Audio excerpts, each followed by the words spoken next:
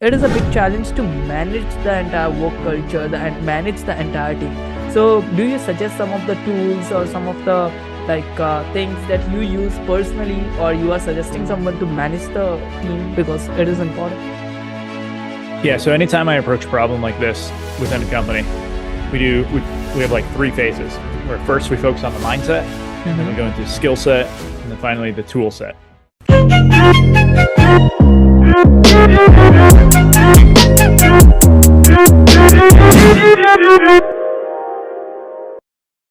So, are you a business owner and you are struggling to get out of your business and you are doing the entire job? You are doing you're not a business owner, you are a self employed person doing all the things by your own. So, this is a big problem. This is a big challenge that most of the business owners are facing. If you are a coach, you are running your agency or anything. So, it's a big challenge. And in today's podcast, we are going to discuss about how to get out of your business, how to automate your business, how to be a good leader, how to get more sales and grow your company exponentially. And if you are into any industry, this podcast will change the entire game for you. So make sure to watch this podcast till the end. And today we have a very special person with us, Mr. Krish. So, Mr. Krish, how are you? Great. How are you? I'm good. I'm good. Doing good. And thank you so much for joining this podcast. Yeah. Thanks for having me. Yeah, so today we are going to going deeper into the business industry and going to know about leadership, sales, and automations because this is very important in today's date. So, Krish, I wanted to know the first thing that is nowadays after the lockdown period, business has been changed drastically. Like before that, there was a different scenario, and right now it's a different thing. The mindset have changed of the people, the way of doing the business is has been changed. So like what you have noticed till now, like what are the changes that you have noticed before the lockdown and after the coronavirus and stuff? So I work with a lot of business owners who have teams, Yeah. and so what I've noticed the most about those is that they have to work harder to impress their teams and to do the right things by their teams because they've realized they don't have to put up with certain, like they can go find other jobs, right? We've seen the great resignation. We've seen all of these, the quiet quitting. Teams don't necessarily need to stay in this business. We have a completely remote environment now where Yeah. people can go work anywhere in the world and they Yeah. can do it from the comfort of their home. And so it's not just about the paycheck anymore, right? It's about actually providing a working environment that people enjoy being a part of. And Mm. so figuring that out for your business actually, it's pretty critical. And that's changed dramatically where before you could get away with like, hey guys, it's going to be rough for a while. Mm. It's just the way it is. Like, where else are you going to go? And you kind of, even if people didn't use that deliberately and say like, oh, like I don't care because they don't have other options. Now, because they do have so many options, that has to be a consideration in how you're approaching work and your Mm. leadership with that team. Right. But in the work from home space, like this is a big problem that most of the business owners are facing. Like they are not able to manage the team, or they are not able to track the team that what is going on from their side because most of the people are working from home. So the tracking thing is very difficult. So what do you think about that? Yeah, I think it's a mindset shift that has to happen. Mm. In during the lockdowns, right? There was one of the things that I was coaching a lot of people on was the difference between checking in and checking up. Yeah. Right? You can check in on your team, and that should be a deliberate call that you have scheduled where it's like, hey, I just want to check in, make sure you guys are doing the right things. You don't need anything from me. Then there was checking up, which is like, hey, how are you doing? Right? Are you as a person Yeah. okay, doing good? Because when you're completely remote, you lose that ability to just stop by someone's desk, right, Mm. as you're walking to take a break or something, and just check in on someone. And so having deliberate times for each of those. But yeah, a lot of managers when when people went from being in the office all day to now being at home, they felt like they lost control, right? And in reality, your team's still doing all the things that they need to be. And if Mm. anything, most of them are doing it faster and they're doing it better. Right. So there are fewer distractions, right? It's well known now that the open office environment does not work. And so by actually letting people work in an environment that they can set up for themselves without distractions, they're actually getting more done. And if you start to try to monopolize their time by saying, well, you still have to sit down at 9 o'clock and you can get up at 5 o'clock, right? That's one of those instances where you're going to lose people because they can go somewhere else that cares about the outcomes. And that's what we should be doing as leaders. We don't care how the people get the job done, right? We're bringing experts into our team in order to have these experts. Like me as a leader, right? I don't have to be the expert in everything. I just need to know how to make great decisions. And I make great decisions by having experts around me to give me the information that I need so that we can do it. And so by relying on your team and letting them just focus on the outcome, let them do their job, you end up getting more across the entire company. 100%, 100%. This is a beautiful thing. As a business owner, we don't have to do the entire thing by our own. Like we have the experts, we have the people who can work for us. And nowadays, everything is like you can just click on the button of the phone and you can get the person you want. Like you can get anybody in your job. Like if you want anything in your business, you can just get it with the help of your phone. So as a business owner, no need to do everything by your own. You can hire experts, you can get experts. You just have to take the right decision, the right strategies, and you can get this done. But for managing the entire team, like you are working with a lot of coaches, you are working with a lot of business owners to grow their business. It is a big challenge to manage the entire work culture and manage the entire team. So do you suggest some of the tools or some of the things that you use personally, or you are suggesting someone to manage the team because it is important? Yeah. So anytime I approach a problem like this within a company, we have like three phases where first we focus on the mindset, then we go into skill set, and then finally the tool set. And because if you don't have the right mindset, right, like it doesn't matter what skills you have, or it doesn't matter what tools you have, it's not going to work. Right. And so we start there. Right. Most business owners, especially small business or even startups, when they start the company themselves, a lot of them elect themselves as CEO, right? They were the first ones there. And like they had the idea, they know how the product works. And so they're in the position of CEO.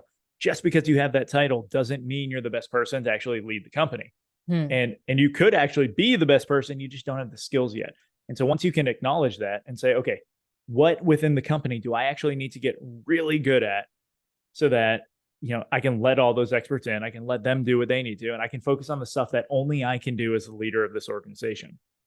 Very frequently, you see them get stuck in like the day-to-day work. They're in the grind, right? They're working with the team on stuff. The team comes to them for everything, and they're getting that done. I call this the business center of gravity. If the gravity is focused on the leader, you're gonna suffer. You're gonna see all of these things falling apart because there's a bottleneck there where everything has to go through the leader. Versus when the center of the gravity is the team, now you get way more done because there's so many more people and so many different axes that you can actually push out of in order to make this happen. And so when the leader can kind of acknowledge, hey, I need to check my ego, step back, not every deliverable, right? Not every client needs to be working directly with me. They can work with this team that I trust because they're paying for the team. They're paying for the product, the solution that we provide.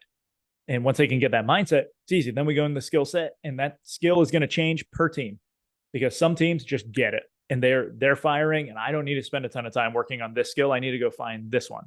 And so we identify like what are those skills that we need to do? Are we lacking in awareness here? Maybe it's communication. Maybe we do just need to build more trust. And once we identify kind of those big three, then we can go deeper. Like maybe it's building some more cohesion amongst the team. Maybe it's collaborating, delegating tasks better, and we identify those, work on it. And then tool sets completely set. Like what can we, right? What project management tools do we need? How are we sharing information across the team? Because those things, while you might not tie those into leadership, if they make everything else easier in your company, then they help the organization as a whole so that you can actually lead better and manage better. Right. So these are the three things that we should focus on managing the team. And amazing. So it is very good to become a good leader. If you are a good leader and people are like listening to the things that you are telling to your employees, to your team members, then 100% your company is going to grow. So for becoming a good leader, what are the skill set that a person should have? So the primary skill set that a good leader needs is decision making. If you can get the best leaders make the best decisions, 100%. right?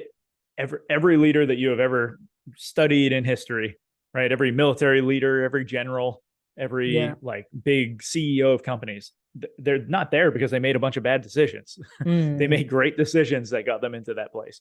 And right. so if you can just focus on that skill, now it doesn't matter if you're the most technical person, if you have the most knowledge on marketing or the most knowledge on sales. It matters that you know how to look at all of the variables and put them together to make the best decision for your company. And Mm, so I walked through a process. I have a model that I've made called dynamic leadership, and it's how great leadership works. It's how great decision making works. We start by acclimating to the problem, and that means pulling in as much information as we can.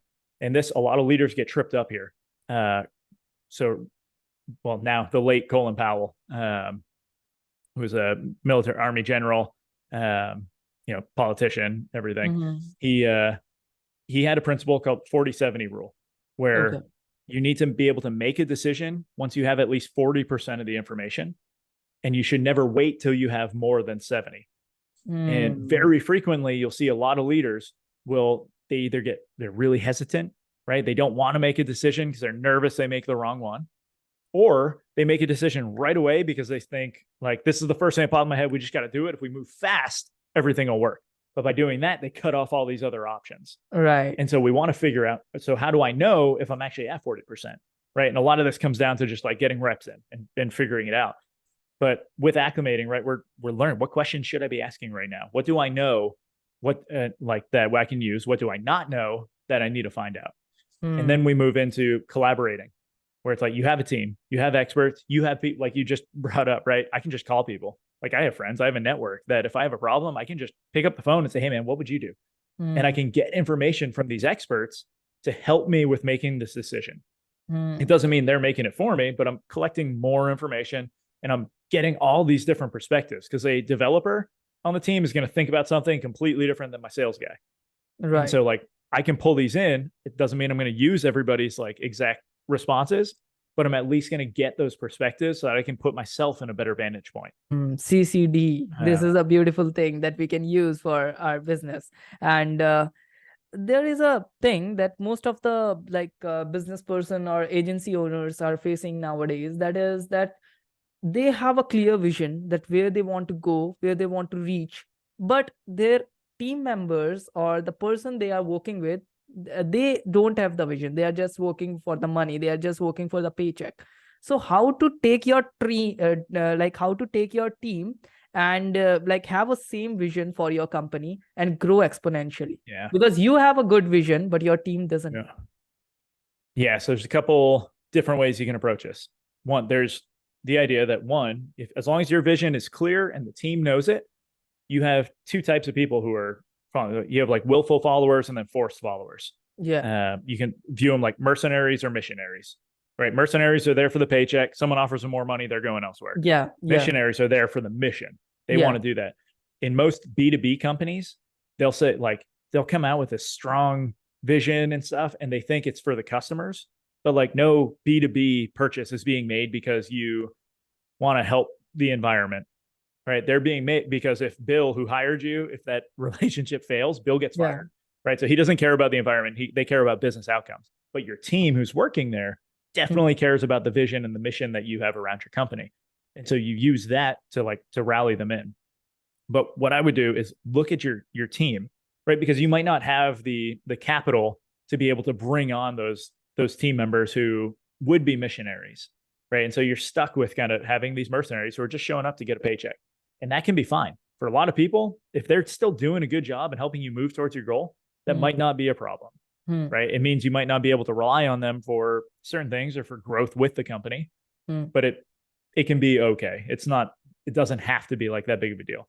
What I like doing is looking at we make a quad chart, right? So you got vertical axis, horizontal axis, and on the top you have will and won't, and Hmm. then going down on the side you have can and can't. If Okay. someone can't and won't, right, Hmm. just fire them. Like just get rid of them. That means you have to train them and motivate them. Yeah. And training is easy, right? That's Yeah. I can train it. If I know what task I need to get you really good at, I can make a training plan. Like even I could go use AI right now and make you a Right. full training plan and you'll be good to go. Motivating someone is very hard Mm. because there are so many different reasons that you might need to be motivated. And that's one of the things that I'll work with a lot of my clients on, even where when I was a platoon leader in the Army, if I got a new private into my unit, that private, he just wanted me to be like, he was looking to me for leadership and he wanted me to be optimistic, right? He was excited for his future. He was like, let's do it. Let's go. Versus the old guy who, the old sergeant who's in my unit, who Yeah. he's about to retire and all he's Right. thinking is don't get me killed, right? Yeah. Like he just wants me to be competent. And Right. so they're looking to me for leadership, but they're looking for different things. And so if Hmm. I can figure out what that is for every individual, now Hmm. I can lead them better because I can actually speak their language and I can show them how my vision and everything matches up for them. And Right. so, yeah, the ones who can't and won't, you address those like that. Now, if Hmm. they can't and will, Hmm. it's just training. All we have to do is train them because they're willing to do the work. If Yeah. they will, but they if they can't, but they will. Doing this all in my head, so it's Yeah. If they if they can and can, but they will. won't.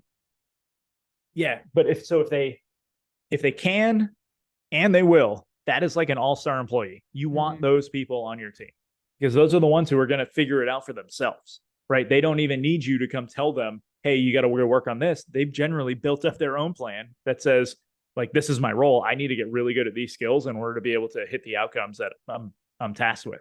Right. And so, like, we really want to find those within the team. And so, if you can, awesome. If you can find a way in your hiring process to find those, Hmm. even better. Very frequently with the hiring process, though, you'll find those who can. You'll be able to siphon out right who can and can't, but it Yeah. becomes very hard to figure out who will and won't. Yeah, you're right. And so that's why having a good onboarding process where you're constantly pushing them and seeing what they're actually capable of, that's where that becomes more valuable. So who can and want, what to do with them?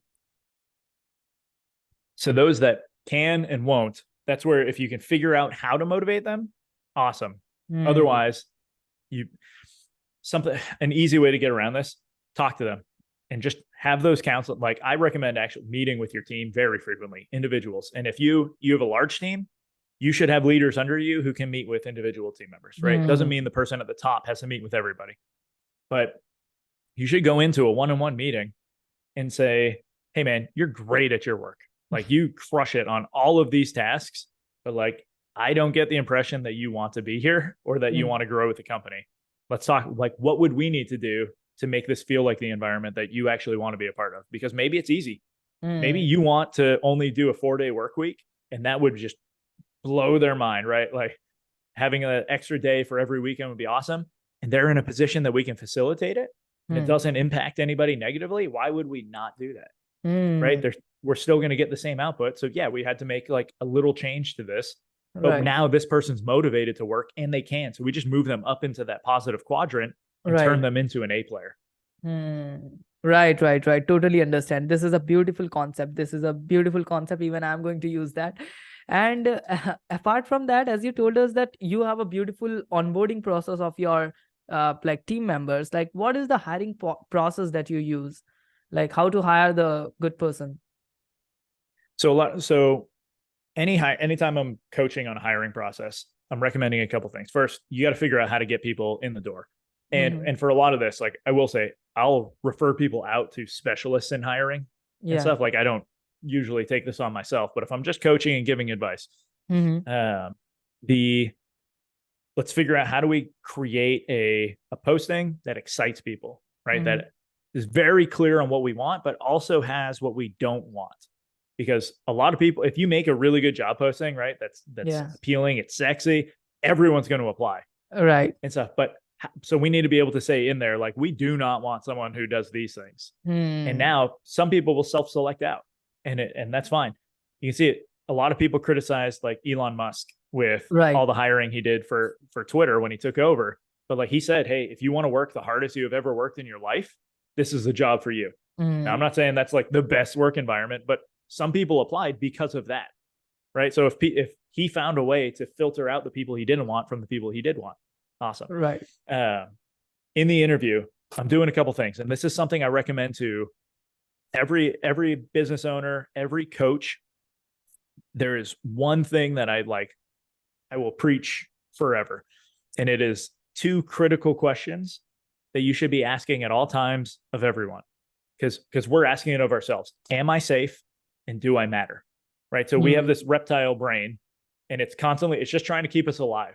And so the two questions it's asking in order to do that, even with us not knowing it, right? It's happening unconsciously. It's asking, am I safe, and do I matter? Am I safe because it wants to look for threats?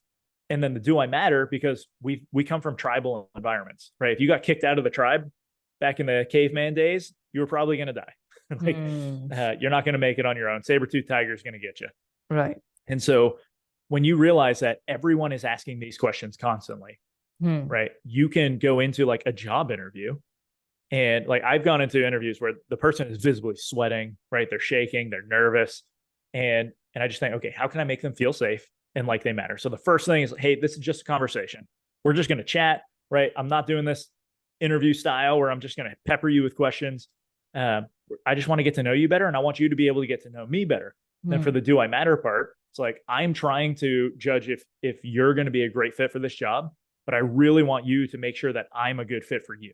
Like I want you, if you don't think we're going to be a great fit for the life you want, call me out, like challenge me, right? So that we can make sure that we're a great fit. And as soon as you shift that power dynamic, now they're like, whoa, I am safe here and I do matter. And they leave that interview actually feeling good.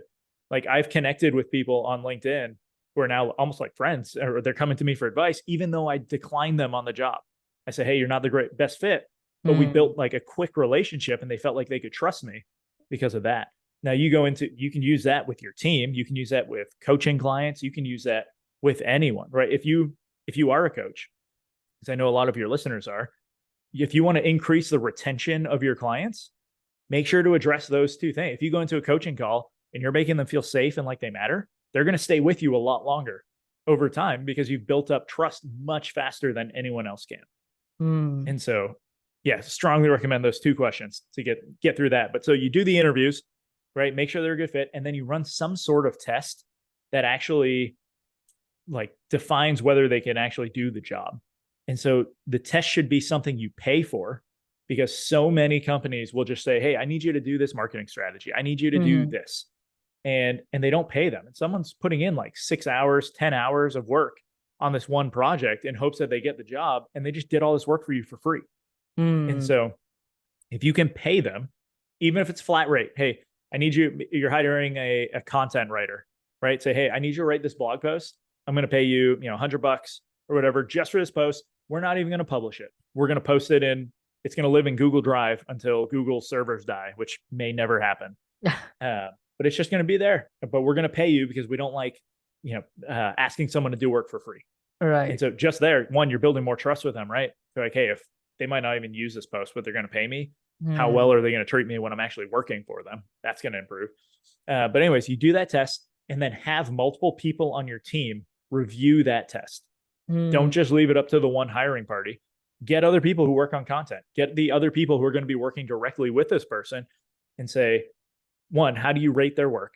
And then what questions would you have to convince you that this person is worth bringing on? And now your team gets a vote there.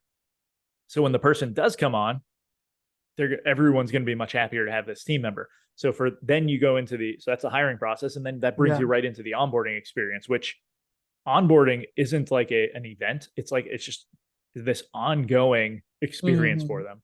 You're trying to win them over, right, throughout these 90 days, because the better you can onboard, the longer they're going to stay with you in the long run. And so getting them active right away, get them quick wins, give them projects that they can actually accomplish, and they can see the results, because that's going to give them some pride in the work that they're doing. They're going to feel more connected to the team, and they're going to be able to keep producing those results over time. You told us a lot of things about that, and this is very helpful for the audience as well. So it's getting interesting. Like I'm even going to learn lots of things from this. So let us talk about and now we understand that how to get how to be a good leader, how to get the team member, how to onboard a person, how to hire a good team member, and everything.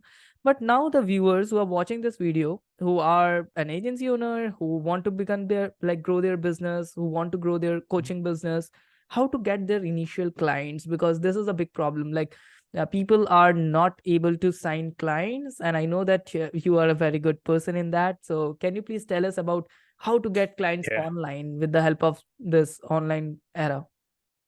Yeah. So that's the like ever ongoing battle, right? It's how do I get more clients? And any Right, entrepreneur, it feels those like waves of having to deal with like right. a lack of clients and then a bunch. So depending on what phase you're at, depends on what you should be doing.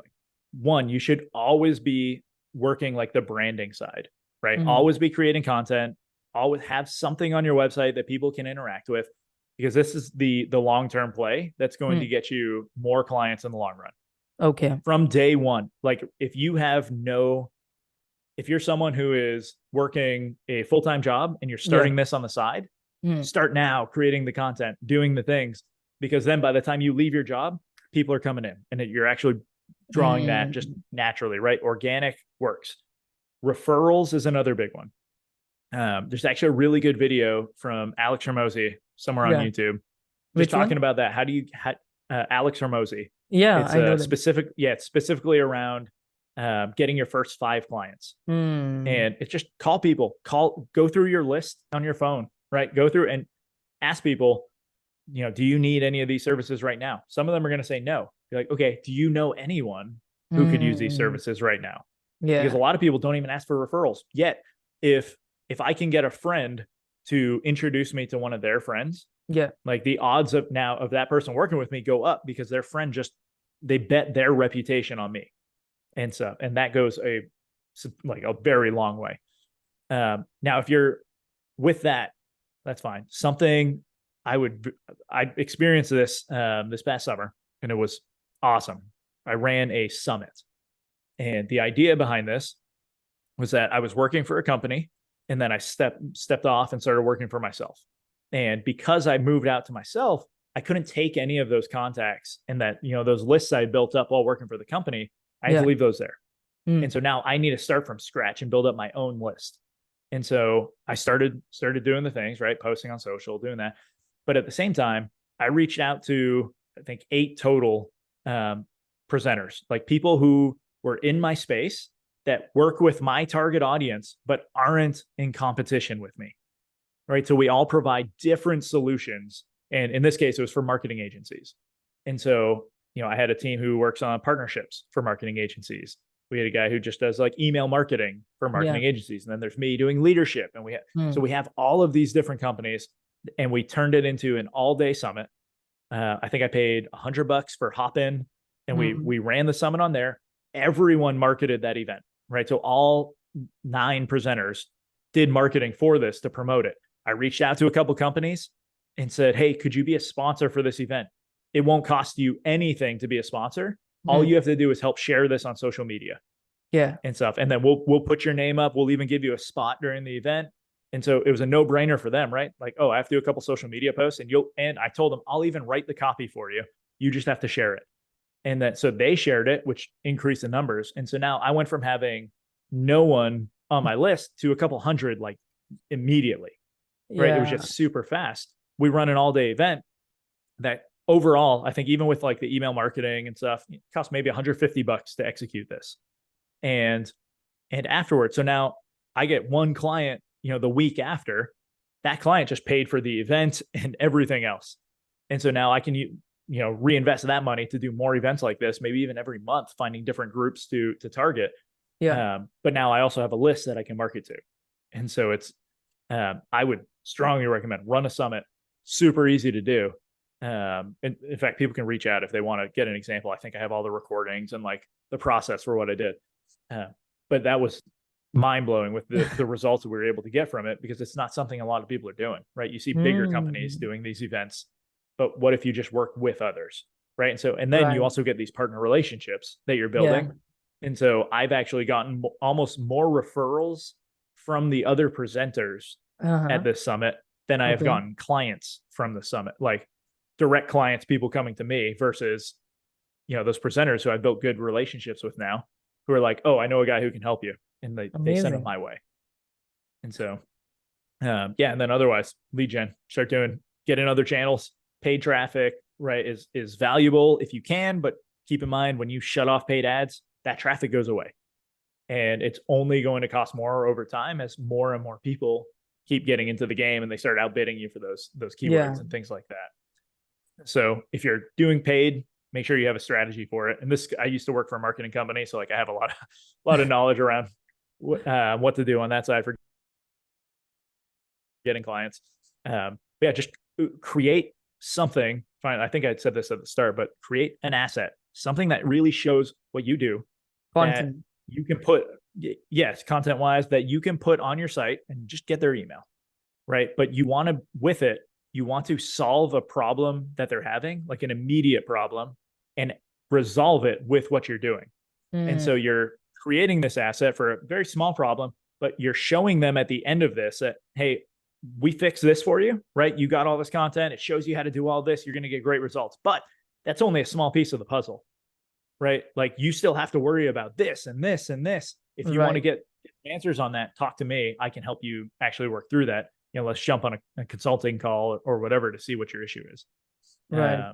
Amazing. That goes a long way.